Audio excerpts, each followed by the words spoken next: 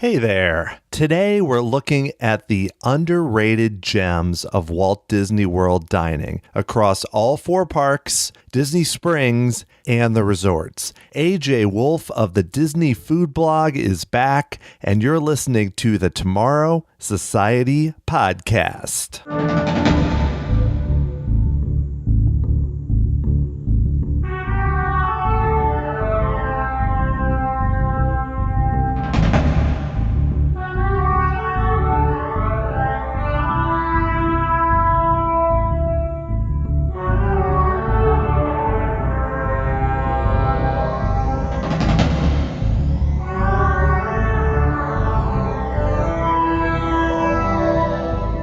Hello, everyone. Thanks for joining me here on episode 56 of the Tomorrow Society podcast. I am your host, Dan Heaton. Things have changed so much at Walt Disney World, especially when you're looking at the dining. I have memories of going even as a young adult and barely thinking about what we were going to eat. Part of that might have been my approach to the parks at the time, but it also didn't seem to be such a big factor in the parks in general. That has changed a lot in the past decade or so, where there are so many options out there. You have Disney Springs, which has added so many restaurants. The resorts have become a bigger deal in terms of places to eat, and even the parks have improved their food offerings, some more than others, to give you a lot of different types of food. There are a lot of fans that I think look at the restaurants as even more exciting than the attractions. I am not one of those people, but I will say that my interest in the dining spots has improved over the years, where I do get excited about checking out new places. The trick is there are so many restaurants out there for your trip. How do you pick which ones to go to? There are the very popular ones that are hard to get into or possibly very expensive. But what about the other gems? What about the underrated spots that maybe are pretty easy to get an ADR at, or you can even just walk in and can be as good or better than some of the famous spots? And that's why I wanted to have AJ Wolfe back on the podcast. She is the owner of the Disney Food Blog. If I can think of anyone in the Disney community to talk with about dining at Walt Disney World, it would be AJ. She was originally on episode 30 of the podcast, where we went more into her background. But today we're just talking about dining. We go a little bit into the news, and then we're going to dive into each of the parks and beyond to give AJ's underrated gems about where you might want to eat on your next Walt Disney World trip. So let's get to it. Let's go talk to AJ Wolfe.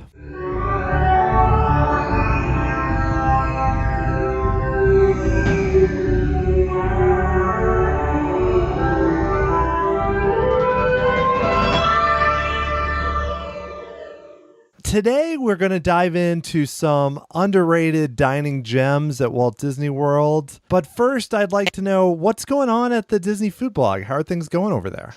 Things are good, real busy, doing what we always do, which is covering Disneyland, Disney World, Disney cruise ships to great extent, making sure that we give you all the information you need to plan the best trips possible to those locations. Yeah, well, this is a busy time of year, I'm sure, with, I don't know if there's any slow time at Disney anymore. Right. With the Food and Wine Festival. So that seems like that's probably taking up a little bit of your time. I mean, is there a lot of new things this year at the festival, or what's exciting for you about that? Yeah, there absolutely are a lot of new things at the festival. There are also a lot of returning gems, just really good stuff that was even new last year that they brought back. Some of my favorites returning items are that corned beef over at Flavors from Fire. This year over at Ireland, they brought back the super killer. I mean, it's really, really good. It's like a cheese dip. I can't remember the exact name. It's very fancy named. That's really good. But over at the Ireland booth, also this year, they introduced a Guinness and Bailey's milkshake, wow, which is amazing. Probably one of the definite must-gets at the festival this year. So yeah, the festival is huge as always. And we ate around on the first day. Of course, we put out our Food and Wine Festival guide that we sell all year long. And so right now it's in its regular version. You can also pre-order it for next year. And so we have people sort of planning all the time. It's our best-selling guide.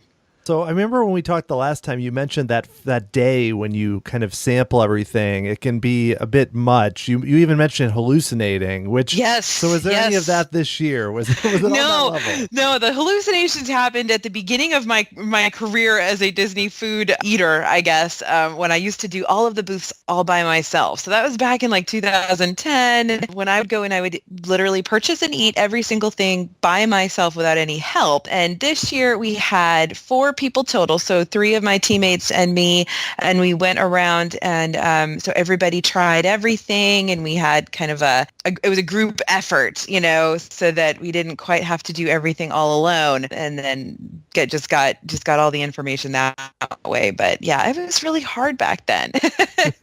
So were you able to do all that in one day, or is that like a multi-day thing where you have to get through it all? No, we do it all in one day. We have to. We pride ourselves on being able to give our readers and especially the people who purchase the book, because they pre-order it.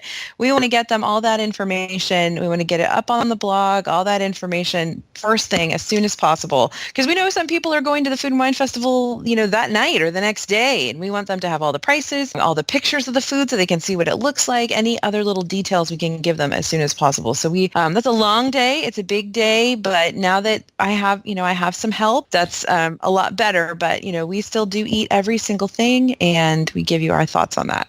Well, this is also another season, which is, I don't know, it seems weird to say it in September when we're recording this, but it's Halloween season, which I guess started in August, according to Disney. Oh yeah, It's been Halloween for over a month, Dan. It's been Halloween since August 17th. That's crazy. I can't get around on. So are there any fun, like special fall items or food items for Halloween that, somebody should look for if they're going around this time? Absolutely. So many. So if you go to the Magic Kingdom, they've got several Halloween items that are available all day, every day. And they have some that are only available during the Halloween party. So Mickey's Not So Scary Halloween Party, which is select nights during the week. So during the day, some of the favorites are going to be, they just introduced a Not So Poison Apple cupcake at the Main Street Bakery, which is actually a double-sized cupcake. It's the biggest one they've ever really produced. And it's like an apple flavor, apple spice cupcake with a pecan praline sort of crunch on top, and then a huge mound of buttercream frosting on that. It looks like an apple. Looks like the poison apple from Snow White. That's really, really good. They also have a fun Maleficent. It's Dole Whip. It's lime Dole Whip, but it's a Maleficent cone. So it comes in a cone with little chocolate Maleficent ears on it. So that one's really fun too. But they have tons of treats that are only available at the party itself, like the Zero pumpkin waffles, which have a little Zero, the dog, on them. And it's a pumpkin waffle sundae over there at Sleepy Hollow. But that will be all day, every day starting October 1st, I think. So a couple of the items are going to move into all day, every day, whatever. You don't care. That's too much information. But yes, there's lots of Halloween stuff. And then they have seasonal and fall themed things all over Disney World as well. So every resort will have some fall themed food. Over in Disney Springs, they're doing kind of a mini food and wine festival. They're calling it Wonderfall, where a lot of the restaurants there are participating and introducing fall themed items that you can get a little passport and walk around and get all the fall themed items there too. Wow. Well, that's a lot of information, but I mean that in a good way. You can never give too much info. I could just talk for hours about any given Disney food topic, because there's really, you could drill down. There's so much information. It's just, I love it. Well, this is why we have you on the show. I could just say, hey, tell me about food, and then I can go sit down and you can just talk about it for a while. That is a blessing and a curse. Yes. So one thing that happened this summer, there was Toy Story Land, which opened at Disney's Hollywood Studios, and there wasn't much there in terms of food, but they did have Woody's Lunchbox. There's not much counter service, and we'll get into this later at the Hollywood Studios. It's kind of ugly. I mean, there's counter service, but worthwhile, good stuff. So if people are going, is it worth it to go to Woody's Lunchbox and stand in the sun and endure the no shade to eat the food there? Well, Woody's Lunchbox is an interesting animal because the food items, like you'd basically describe the menu as, well, it's a bunch of sandwiches. And then, oh yeah, they have some tachos, which are tater tot nachos, basically. And that's pretty much what's on the menu there. But interestingly, the sandwiches are pretty good. They did a pretty good job with those. They've got a brisket sandwich, which has a melty cheese on it, which is really good. They've got a s'mores sandwich for breakfast, which is, I mean, essentially just dessert. I don't know, a lot of the best breakfasts in Disney World are pretty much just desserts, but they did a good job with the menu there. And like I said, the tachos, people are of course interested in tachos. The tater tot situation is a trendy thing right now. So that's a fun, very large serving that you could definitely share. So, and they've got those Pop-Tarts there, which they don't call Pop-Tarts. They call them like lunchbox tarts or something, but they're essentially fancy Pop-Tarts. So they've got some cute stuff. Of course, it's all quote unquote lunchbox food. It's what you would, it's a fancier version of what you'd find in a kid's lunchbox, but they did a good job with it. So is it worth it to go stand out in the heat? I'd probably wait a month until it's a little bit cooler, or go eat in an air-conditioned counter service location. So I don't know if it's worth standing out in 115 degree kind of. I know it's not 115, but it certainly feels like it in Orlando. So, I'd probably keep to the cooler months for that. But it is decent. It is worth a try. It's just so odd to me that they have this new land, which is promoted big. And that sounds, the stuff they have there, I know they had the Monte Cristo for 5 seconds and got rid of it. They did. They sure did.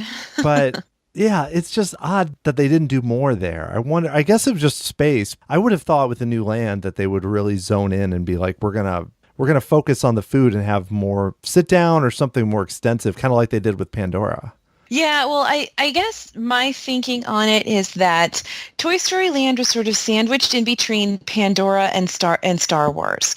And so I can understand why it would sort of be forgotten. Or maybe not, they didn't spend quite as much time and effort on creating, the options there. Now, Pandora only has a counter service restaurant as well, but I think because the themes are so different, they did different things with those. And the Woody's Lunchbox is a perfectly themed restaurant for a kid's backyard. It makes sense. And I don't know that it would make sense to put a table service restaurant in there when they're sort of creating Star Wars, and who knows what's going to come with that. So I think it maybe lost a little bit of the budget that the other two might have sucked up. And other than that, though, I do think it's well themed, and it's probably the right size restaurant serving the right food for that size land, because it's pretty small in there. I mean, it's not really a huge location.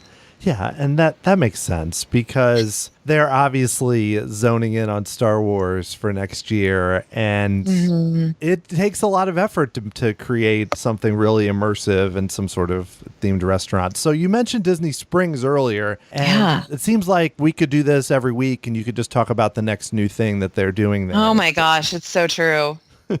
So I might not even have the latest stuff here, but I did want to ask you about, I have not been there, is Chicken Guy, which is the Guy Fieri, he worked on that. It's near Planet Hollywood, and it seems to be very reasonably priced there's all these, even counter service, there's all these places at Disney Springs. You have Deluxe Burger and Blaze Pizza and Earl Sandwich. Is it worth for someone to make a trip to Chicken Guy compared to some of those other items? Well, okay. So Chicken Guy, that was one of their big PR messaging items, was we made this lower cost. Like, we wanted to make sure you weren't spending more than $13 for a meal here. And that was honestly, that was a big PR message that they wanted to get across. But in terms of, should you forego something like Earl of Sandwich or Blaze Pizza for Chicken Guy, I'd say sure. Chicken Guy, I'm a big chicken tender fan, and I'm a big sauce fan, and it really does depend on your own personal preferences. I love sauces. If you can give me 50 sauces to choose from and try them all, I will 100% be down for that. I love sauces, and I do love chicken tenders. So, and this place also has, a couple of good milkshakes. They've got mac and cheese. They've got some salads. So there's a lot of option here. I personally really enjoyed Chicken Guy. I'm happy to go back. And so in that realm of the lower cost counter service locations in Disney Springs, that's probably at the top of my list, frankly. I really like it. And Earl Sandwich is great too. Earl Sandwich is even better because they do have more indoor seating than Chicken Guy does. I thought the food was pretty good, and I enjoyed it quite a lot.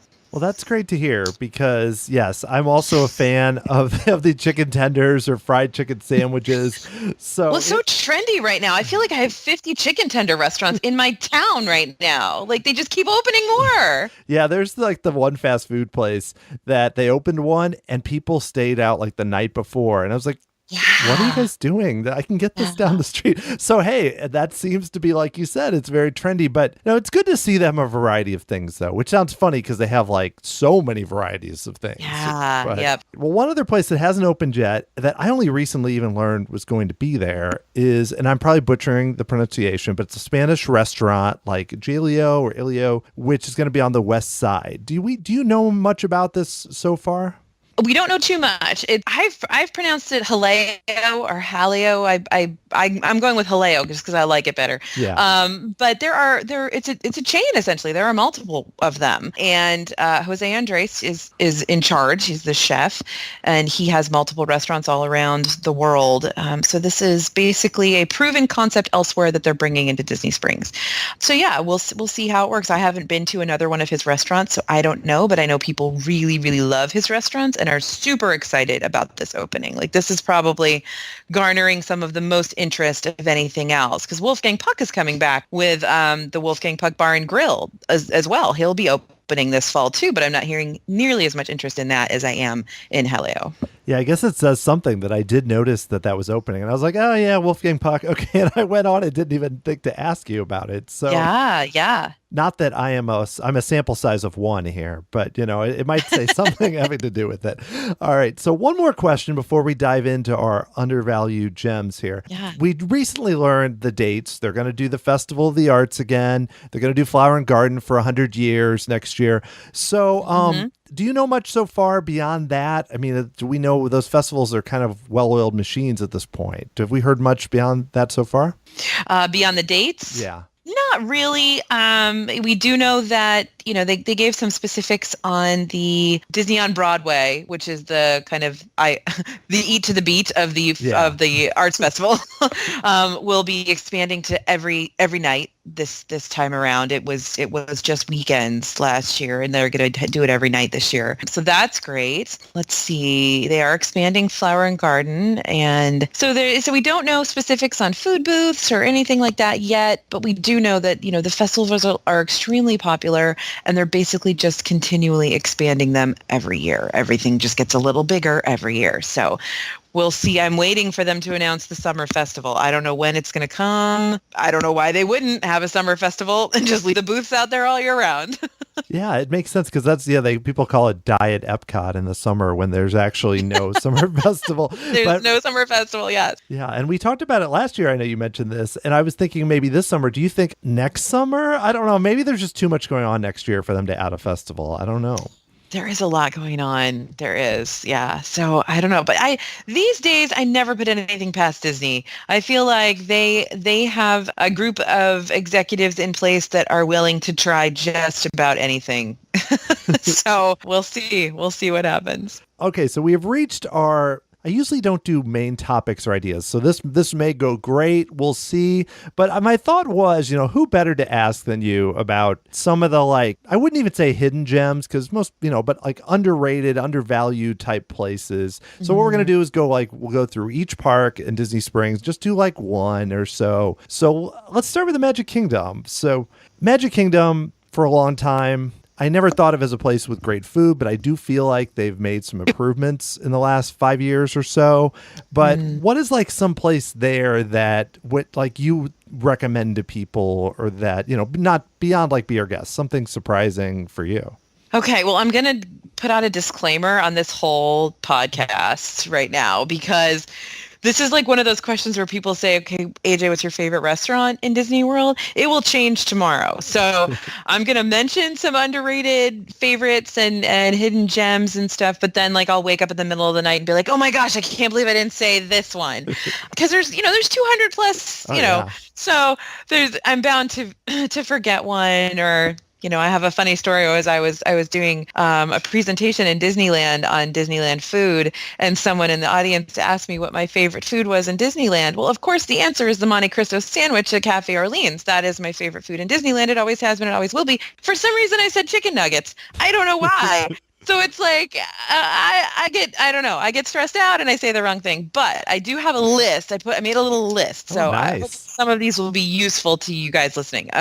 Okay. So in Magic Kingdom, for me, the first thing that popped into my head as far as underrated gems is the Plaza restaurant, which is over there next to the Plaza ice cream parlor, the Main Street ice cream parlor. And it is a table service restaurant that is really well priced. So it's a sort of a budget table service restaurant, one of our favorite budget table service restaurants. They have really good food there. They have great service there. They just introduced their milkshakes of the month, which are all you can drink milkshakes. They have a different theme every month.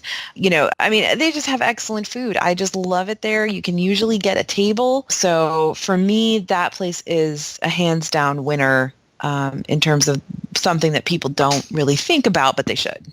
Yeah, that's a great example. And I say that as someone who every time we go on a trip, I say, we're going to eat at the Plaza. And then I end up eating somewhere else. And it's because I look at it and I think, it looks like a really solid place. I hear good reviews. And the inside reminds me of going to the Magic Kingdom when I was a kid in like the 1980s. It looks almost exactly the same. I think it's a great idea. Plus two, it doesn't seem like, correct me if I'm wrong, they've done different things with ADRs and such. So I'm not sure if for a while they were just doing walk up and then they added certain ADRs. But in general, it seems like a place you can usually get into on most days. Yeah. I think it's a superstar. I love the food there. But it's salads and sandwiches, but they've got some great meatloaf. They've got a really good brisket mac and cheese, if that's still on the menu. They've got a killer bread pudding for dessert. So it's really, good comfort food stuff. So, well, I like it. I think it's a good pick. It's funny because in my head I think, I wonder what she's going to pick, and I probably will be wrong every time because. What's your choice for Magic Kingdom? Well, Dan? I don't know. The only reason I thought you might pick it, but it's a lot more expensive, is Skipper Canteen, because it's not very popular, and I thought, and it does have kind of different food, but I don't know if I would pick that myself, just because, like you said, there's something to be said, especially if you're going. People that go with families and such, to go into somewhere like the Plaza when it might not have as adventurous foods, but it's going to hit you and be really solid. Yeah, Skipper Canteen is a great option too, though, because there you have the theming, whereas Plaza is kind of the one thing missing from the Plaza is theming. There's really not a theme there. Skipper Canteen has a lot of fun stuff going on. They can point out, you could just wander around that restaurant and find all kinds of sight gags the whole time. It's great. So, and I think food's really good there too. A lot of the food isn't going to be, a lot of kids aren't going to love it. So I think that's one of its main problems, why people aren't eating there as often, is because people look at the kids' menu and think, well, my kid's not going to eat that stuff. So I think that might be its problem. But I think that's a great choice as well, especially if you're with, an all adults group or kids who do like to, branch out a little bit in their food choices. Yeah, I had a great meal when we went there. And like you said, I feel like I only got to see a small portion of all, because you feel a little weird walking up and like when people are eating and trying to read like the stuff behind them on the walls and such. And so I didn't get to see all the hidden gems as much as I would have liked. Right. Yeah. You got to go during a really off time when nobody's there. Although these days I have no qualms about doing that. I'm just like, look, I don't have time. I need to take a video of the thing behind you. So you're going to have to bend down real quick. Hey, there's nothing wrong with that. All right. Well, let's move on. Let's move on to Epcot, which to me seems like this would be a trickier one just because there's so many places, whereas the Magic Kingdom doesn't have as many options. So we're not talking about festivals here. We're just talking about your normal, either counter service, sit down, whatnot. So what would be your pick for Epcot? Well, this one's, like you said, it's really hard. The main reason why this is hard for me is because the one I'm going to say has a few negative reviews. Like there's a few people who don't love it. And that's Spice Road Table. I actually think Spice Road Table is kind of an underrated gem because, first of all, it's the perfect seating to watch illuminations. There's indoor and outdoor seating, and it's never full. So you can go in there and get a great seat to watch illuminations very easily. The food, I think, is actually really good. I've had some good experiences there. Just went there a couple of weeks ago to sort of refresh my review, and I was like, all of this is really good. I don't see a problem. But I've had a few people give me some negative reviews of it. So it's some people is a love-hate situation. So, but I think like, hey, you get that great seat for illuminations, decent food, but some people, again, are scared of Moroccan food or scared. It's not really even Moroccan, it's more Mediterranean food. But some people, their kids don't like it or they're not sure they're going to like it. And they certainly don't want to spend those prices for something they're not going to enjoy. So that would be my choice. But, there's plenty of other spots in Epcot that could win that spot. I think that's a great pick. It is one of those places where you don't hear people talking about it that much, which doesn't mean it's bad. I think that fits the definition of kind of undervalued, like I've been asking. But the food looks really interesting. And like you said, especially given kind of what Disney is doing with putting in, we're going to have fast passes and special dessert locations and all these different ways. Having a place that's not super crowded where your chances of getting a good view of illuminations and whatever show they end up putting in next year, that's big. That's not a small thing. That might be worth the prices. Yeah. So that's what I just want to throw out there because it's hard to keep up on all the stuff happening in Epcot. That's one that I don't hear mentioned enough for the kind of things that it offers. The weird thing about Epcot is because there are so many places and, myself traveling often with kids is that I don't feel like I am an expert at being able to even, like, if you said, Dan, list your 3 places that are the hidden gems, I'd be like, well, they're probably ones I haven't been to yet, which is a problem. That's why it's good to hear about that place because, I even really like the Tangerine Cafe, which is the counter service in Morocco, which I went to. And it was, again, it's one of those places where you get a ton of food. And I thought it was really solid. I think you could almost, put in Morocco as an area in general that doesn't get much attention. No, it doesn't. It doesn't. Like you can get into a Morocco restaurant the same day, pretty much every single day, which is unfortunate. They're fun. And Marrakesh back there, they've got the belly dancer and the kids go up and dance with her and it's super fun. So yeah, but I also, on my list for Epcot, I also put Garden Grill on there because I don't think Garden Grill, people don't talk about it. When they talk about the big character meals, they don't really mention Garden Grill, which I think is one of my top 2 character meals in all of Walt Disney World because of the food quality and the size of the restaurant means you're going to see those characters multiple times. You don't have to sit there and wait an hour for them to come around to you. There's a lot to be said for Garden Grill that I don't think people really even know it's there or how good it is. Yeah, and I love the location too because depending on where you're sitting, you can look down on Living with the Land and just being right in that spot, especially in Future World where there aren't that many. I like Sunshine Seasons downstairs, but there aren't that many, especially sit-down places to eat. That seems like a good pick, especially for if you're not able to get all the way out to World Showcase during the morning. Yep, absolutely. Because other than that, you're kind of stuck with Coral Reef. Yeah, which, it's another place. It has food. And it has food, but it has expensive food, and you better, yeah. All right. Well, speaking of places that might not have that many food options right now, Disney's Hollywood Studios, which I think when we talk in 2 years, we may be having a different conversation about this entirely. Maybe not. Like if all they introduce is 2 new restaurants, we may not be having that different a conversation. We'll see. That's true. And plus those restaurants are going to be so popular that you could have it where like 98% of people never get to go. I don't know. I don't mean to be negative. They're super not going to be underrated gems. I will tell you that much. Nothing related to Star Wars is under known or a hidden gem. That's right. Yeah. All right. So, but speaking beyond that, kind of as the setting, if someone's going now and is like, I don't really want to eat, the normal stuff, where should they go? So I thought about this a lot because it's really kind of like, well, I don't know. I mean, I love 50s prime time, but that's not really underrated. And so the thing that popped into my head was Hollywood Brown Derby Lounge. So not the Hollywood Brown Derby restaurant, but the lounge outside where they serve the full restaurant menu, but they also have their own lounge menu. Every time I'm there, it's just really good. They have really good food. The service is always pretty good, and it's, there's no reservations. You just walk up and get a table, but people don't really, think about it, so it's not usually that crowded. But I kind of judge the places I really like by where I tend to gravitate when I don't have a reservation or I don't have a plan.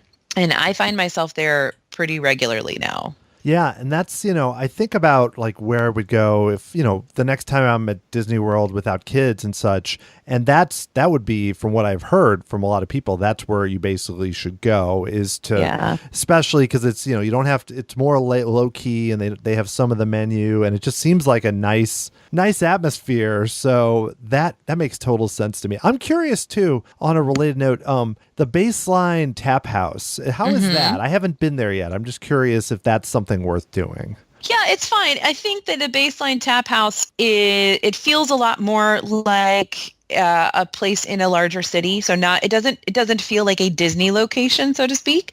It feels like any place you'd find in like downtown Seattle or that kind of vibe. So it doesn't feel themed. It doesn't feel Disney-esque, which frankly, the Hollywood Brown Derby Lounge doesn't really either. But also the Tap House doesn't have huge menu, so your choices are very limited in terms of the food there. They've got like a couple of sandwiches and a pretzel and a charcuterie. So the focus there is definitely the beers, the beer flights, and the cocktails and wines. Yeah, that's kind of what I've heard, and that's a good connection, because I think of it as places I might go around town here. I live in St. Louis, where like a place you'd go after work or something. Yep. Not a well, we're gonna make a destination or have a meal that's really something special at Disney. But that's okay. I think Disney could use a few more places like that. At least, yeah. But they don't play Disney music. They play top 40 music. So it's weird. It's kind of weird, because you're sitting there and you're like, this feels like I'm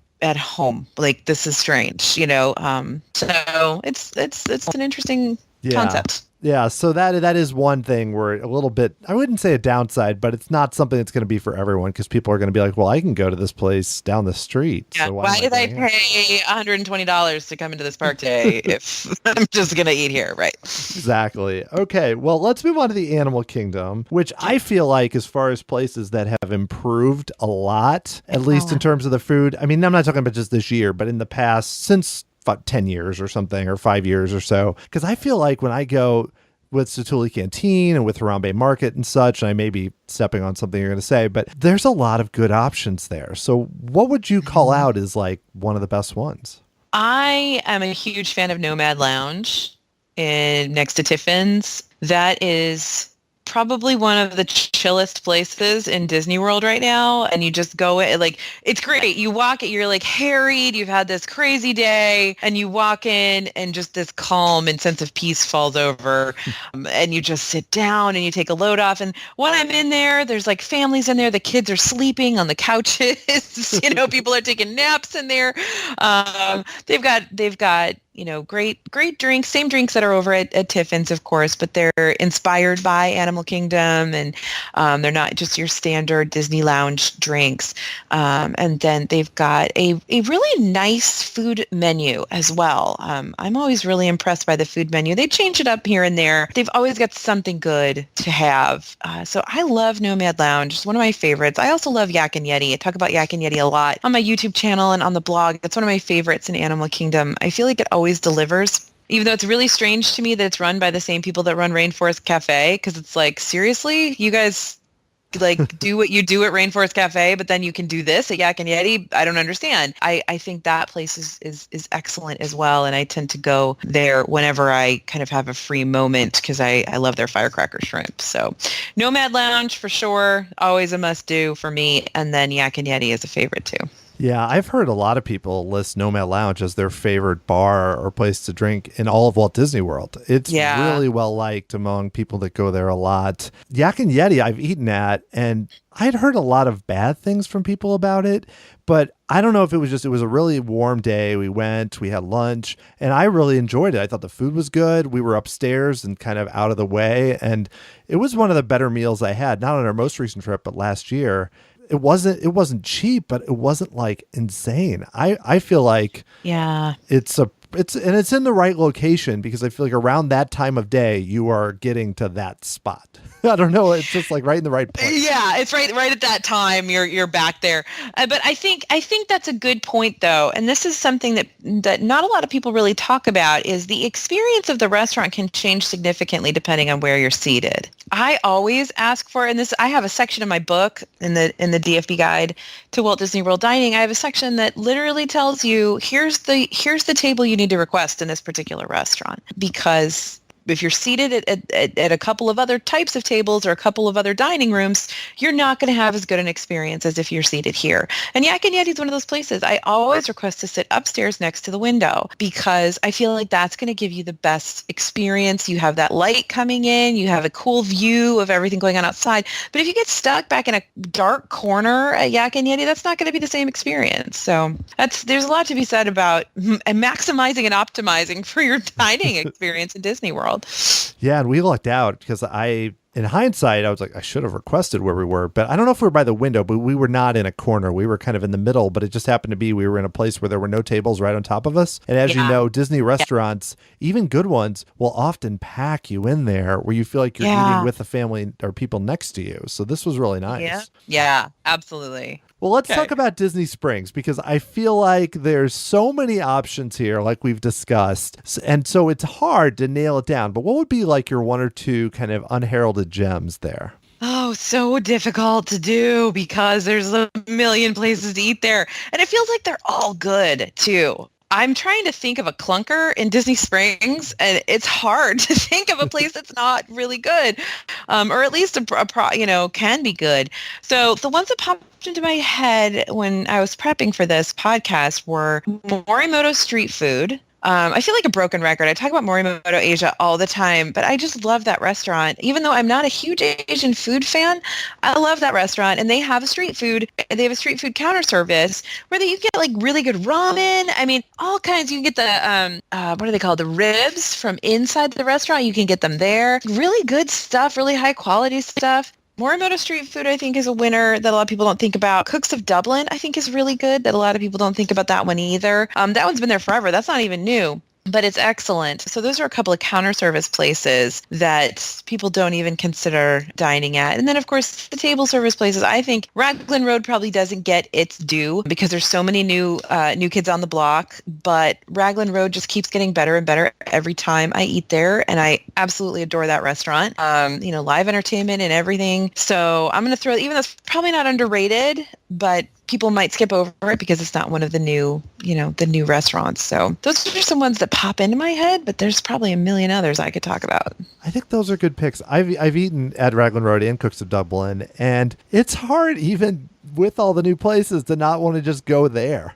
Yeah, they do such a good job. They really do. I mean, that's a good example of that place is owned by three guys from Ireland, like they and their families own it, and they just do a really good job. They're clearly trying to create the best possible experience for you.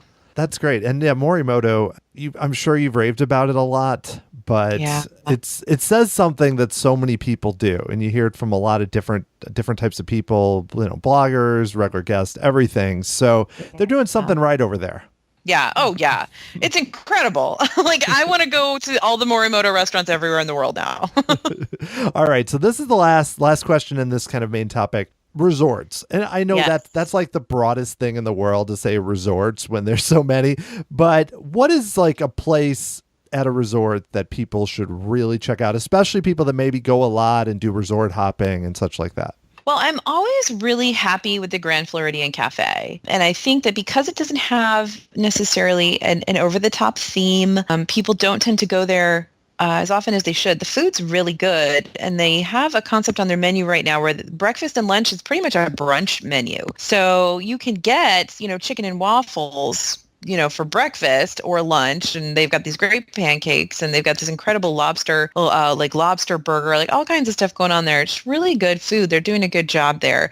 So I often think about that when people ask me, well, where should I eat at a resort? It's also very convenient to the Magic Kingdom. You can always get a table. It feels like you can always get a table there. So that's kind of one that popped into my head for sure. Olivia's Cafe over at Old Key West is always really good and always gets really high reviews, really excellent reviews. So, and then Contempo Cafe is one of my favorite counter service places because I really feel like the food is pretty much as good as the table service location. And I love that over at the Contemporary. And again, that's just a monorail ride or a walk from the Magic Kingdom. Yeah, and those are good examples. And I have not been, the Grand Floridian Cafe I know very little about. I've been to 1900 Park Fair, but I haven't been there. I don't spend that much time at the Grand Floridian. It's good to hear that they have somewhere that's, convenient, relatively convenient to get to. It's really good. I think it would be a destination, honestly. I would go there even if I wasn't staying there or if I wasn't in the Magic Kingdom. I'd probably make my way over there to eat there. It's excellent. Okay, well, we've gone through a lot of undervalued gems. Do you have time for one thing I like to do, which is to ask a small group of rapid fire questions about your thoughts about Disney? Sure. All right. These are mostly related to dining, which makes sense. And it's one of you don't have to just give an answer you can give, but it's one where we're just kind of quick off the top of your head kind of answers. And there's like 6 or 7 of them. Okay, here we go. What Epcot festival is your favorite and why? Oh, I feel like I'm supposed to say Food and Wine Festival, but I actually really, really like Festival of the Arts because I think the food quality is excellent. I like that it's still small and manageable. And I like that the countries and the places that are running the booths are given the opportunity to play around a little bit with the food and make it really interesting. Yeah, I've been there for the Festival of the Arts. I think it's awesome. We've had a great time. And plus, it's not hot, so that's really nice. Right, makes a big difference. All right, true or false? There is great pizza on Walt Disney World property. True. All right, what is it? Via Napoli has really good pizza. There's a lot of restaurants that have some really excellent flatbreads right now, like on the appetizer. California Grill has some great flatbreads. And then Pizza Ponte, if you go over there and get a slice of their pepperoni, it is like it is just incredible. They've got the pepperoni cups, which if people know pizza, they know what I'm talking about when I say pepperoni cups, and it's awesome. Well, great. Yeah. And I was kind of more being tongue in cheek there as I have had a good meal. I know. But it's because, 10 years ago, there's no good coffee in Disney World. And you could have asked the same question. Is there any good coffee in Disney World? And now there's tons of good coffee. So things change, Dan. What is the best place for ice cream at Walt Disney World? Oh, gosh. Okay. Or your favorite? Yeah. So my favorite spots for ice cream are going to be Ample Hills on the boardwalk. Artisan de Glacés, which I never say correctly, over in France. Those are probably my 2 must-dos. And then if you count Dole Whip as ice cream, which I don't because it's not, Dole Whips. Oh, excellent. Those are all good picks. Okay, 2 more. This is very important to me. If I want to spend less money at Disney Springs and still have a good meal, can I go to Earl's Sandwich still and feel okay, or should I choose another newer spot? You can absolutely go wherever you want, Dan. But it's all about you. Good, right? Whatever makes you feel good is the right choice. Okay, well, this is the last question. It's not about dining, but there's a lot of new attractions coming to Walt Disney World. I know you don't focus on that as much, but which one of the new things coming excites you the most? Tron. It's funny. I've asked this a few times, and that's what people have said every time. And every time, I totally agree. I'm more excited for Tron. I'm about Guardians of the Galaxy though too, because I'm excited for a new Great Coaster. So Tron, we know what it's going to be because we've seen it. Yeah. But Guardians of the Galaxy, black box, we don't know. But I think it's probably going to be awesome. So both of those. I'm excited for both of those. Well, excellent. All right. So, AJ, this has been great. I feel like I now have many places I can go to and hopefully have a good meal. So what's going on at the Disney Food Blog coming up? Are there any exciting projects you're doing right now that you can talk about? Well, definitely always head over to our YouTube channel. Our YouTube channel is youtube.com/DFB guide. So we're always doing fun, exciting stuff over there. Well, I don't know if it's fun and exciting is the word, but informative and useful, valuable stuff over there. And then we've got our DFB guide to the Walt Disney World holidays coming out really soon. You can pre-order it now over at dfbstore.com. So that will be on its way out real soon. Well, this has been really fun, AJ. Thanks a lot for coming and sharing your expertise, and we'll have to do it again sometime down the road. Can't wait. Thanks, Dan.